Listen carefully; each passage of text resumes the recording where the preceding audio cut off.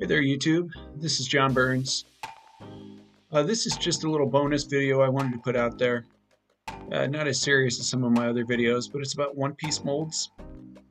You know, those are basically like your jello molds or your sucker molds, things of that nature. Sometimes soap molds.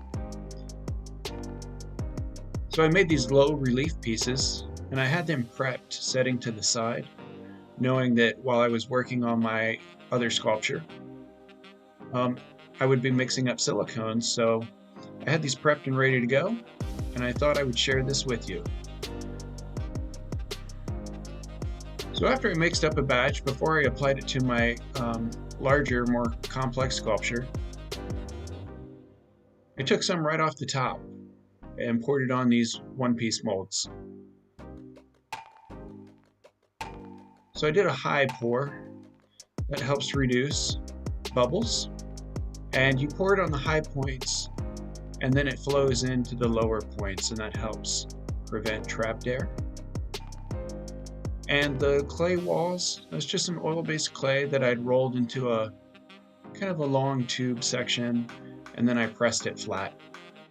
And then I laid a straight edge and trimmed it so that I could put it flush on that board. And then I created the little shims to make sure that it was going to stay pretty vertical while I poured the silicone in there. And after I pour these, I can just set them to the side for 24 hours. And by that time, I can come back and peel the clay off, and we'll look at the results together. And there's a tip during this video later on that shows how to help catalog your little molds. Like, you can have them stacked on a shelf. You don't have to go and look at every single one of them. I keep mine vertical in a box, and that way I can just see what they are and take them out as needed. But silicone, you cannot write on it. Marker will not stick very well, and it will rub off fairly easily. I have written down the names of the molds and put them on pieces of paper, and then tried to lay it on top of the silicone and just put a thin glaze of silicone over it to kind of trap it, and it's still difficult to read. And this technique is probably the best one, and it is writing on the inside of the clay, which in turn becomes part of the outside of the mold, and you'll see what I mean here in a second. Right here. So these are these little things that I spilled the extra silicone in before I mix it with the Thivex to get this more kind of peanut butter quality. Poured it in here ahead of time. It's always nice to have these kind of ready in case you mix up extra silicone.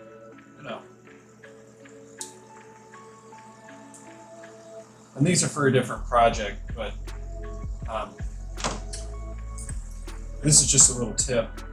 I don't know if it caught on the video, but I'd written the name of what it was backwards on the inside of the clay, so that when the silicone was poured inside, I could get a positive here, and it just says, I don't know, like coaches. Sun face is what 2020. Clean that up.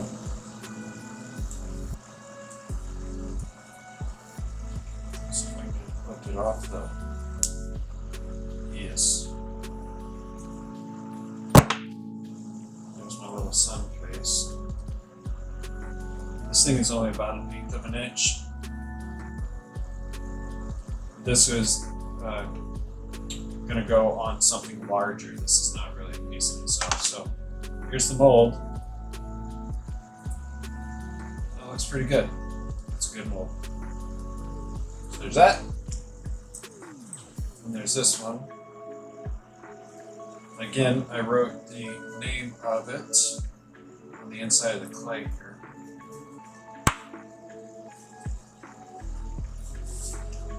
You can see there I wrote backwards. I have Providence 2020. So that's on the mold, because you can't write on silicone. I mean, this is the whole reason I'm doing this. can't write on silicone with a marker. At least it won't stay. And this way, you know, if you can write it backwards, it'll come out in the positive. And then you have a reference on the mold, what it is from the outside. And then if I would put a mother mold on this, this would also imprint the plaster. So you can always match a mother mold to the silicone.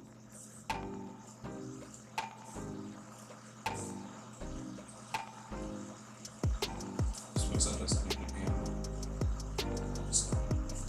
So I just go around and peel it up little by little off the side.